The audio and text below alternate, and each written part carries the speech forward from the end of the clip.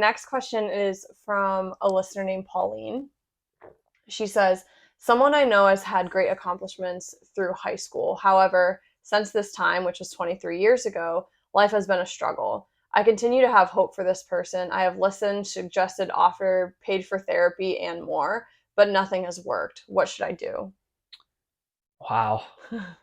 That is a tough question. It's a great question. Thank you, Pauline. And thank you, Michael, for that question, Yes, the previous one, and Abby for the earlier one. I think I called it Courtney, it's but okay. thank you for sending those in. Pauline, that is a tough question. And we talked about this on one of the episodes. It's difficult to be that person that is really, you're showing up for this person. You're doing everything that you can do for this person because you love them and you know their potential and you want to see them reach. And I'm going to come at this from a different angle or different kinds of angles and perspective. But in these situations, we have to start asking, what is the accomplishments that they want versus what are the accomplishments that we want to see? Hmm. Because if you're showing up, you're paying for these things, the resources are available, and they're not acting on it, it might be because they don't want to. Like that's not their goal. Mm-hmm. And we see this a lot in really accomplished high school athletes or valedictorians, like people that really pushed in high school and did really well and got all these accomplishments. But what happens when you start to stack up these accomplishments? You start to realize that you put all this work into it. You may have enjoyed it, but you probably didn't because of how hard you worked at it. And then once you got that award, you weren't fulfilled. Hmm. So then you start realizing what really matters around me. And for some people, it might be, yeah, you know what? I have my high school receiving record. I have a points record. I did these cool things in high school. But what fulfills me now is being a good friend. What fulfills me now is being a good husband. What fulfills me now is being a good dad, a good wife, whatever it may be. But their definition of accomplishment and fulfillment may be different than what you're seeing or what you're seeking. So I think I would want to have that conversation with that person of what do you want to accomplish in this life? What do you want your legacy to be? Like the one thing that is guaranteed is that this is rented space. Mm-hmm. This life is not infinite. It is finite, and we don't know when our time is that we're gonna leave the earth. We don't know that, but our legacies have the impact to last a lifetime.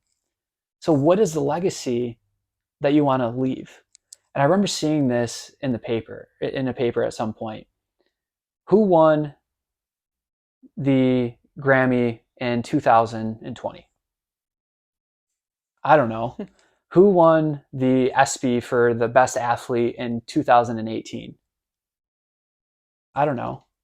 But I can tell you that my high school basketball coach was super meaningful to me, and he showed up for me, and he taught me values. So that is a huge accomplishment. Mm-hmm. It's not rewarded on paper. It's not rewarded with a medal or with money, but it's a legacy that he has now left. So I think I'd want to talk to him. What is, or him or her, and say, what is the legacy that you want to leave? Do you feel fulfilled? Do you feel like you're enough? Because if that's the case, awesome. Mm-hmm. We just need to know that. If that's not the case, the other thing might be fear of, I see this a lot when people have had a work injury or previously when I was working clinically in workers' comp, well, or on disability. If I get off of disability and I don't have these symptoms anymore, and I love the thought of who I could become, but is that going to pay the bills? Mm.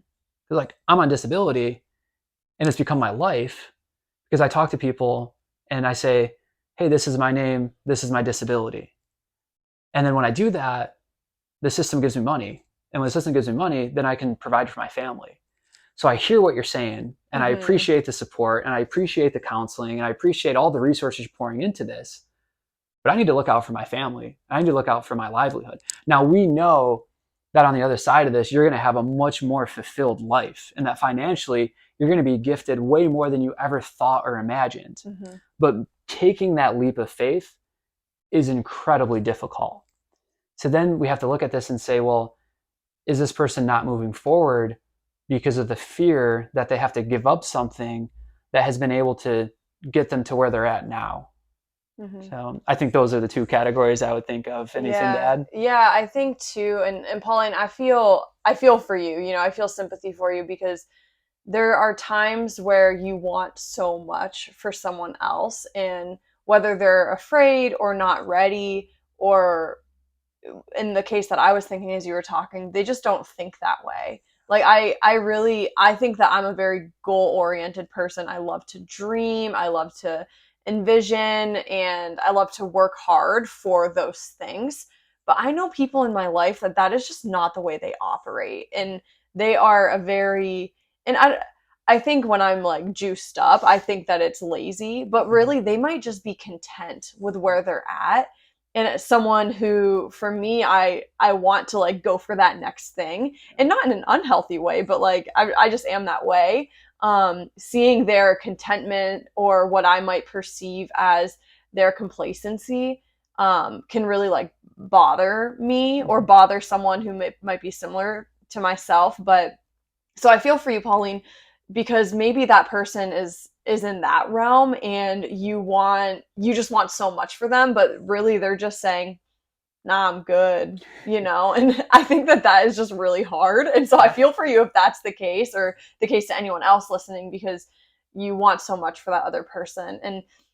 And I think Dylan's right. There's a level of having conversations with them. What do you want to accomplish? What are your goals? What are your dreams? But some people don't really have that. Like they don't think about the legacy that they want to leave. Yeah. And so the conversation is actually could be very helpful, because maybe they don't respond, and maybe they're just like, what are you talking about? And they don't care. But it might be that one sentence that at least gets their brain moving a little bit, to where maybe they will start thinking about that. Or I know there's situations in our life where it's like, well, once the kids are out of the house, maybe I'll start dreaming again. And it's like, well, no, you can have a really great and fulfilled life now too. But maybe they think their life is as fulfilled as it can get.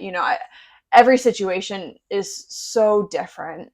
And I think the biggest thing, as the person asking, Pauline, like for you, it's being okay with whatever their answer is, especially if you've been in their journey for the past 23 years. And this might sound hard, but like you might not be the person that's going to get them to that next level that you desire for them, and that's okay, because there's still hope. But sometimes it's not your role, even if you really want it to be your role.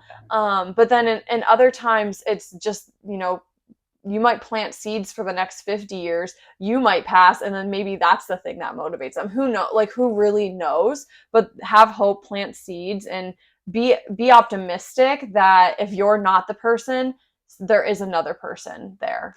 Yeah, for sure. And it comes down to the discussion of, can you be fulfilled but not satisfied? Can you be satisfied but not fulfilled? And then what is happiness? And true happiness, like I think we feel happy from time to time. We feel joy from time to time. But true happiness is the state of not wanting anything more, because you're so grateful with the abundance that surrounds you. Mm. And when a person's in that state, they don't care too much about accomplishments. Mm-hmm.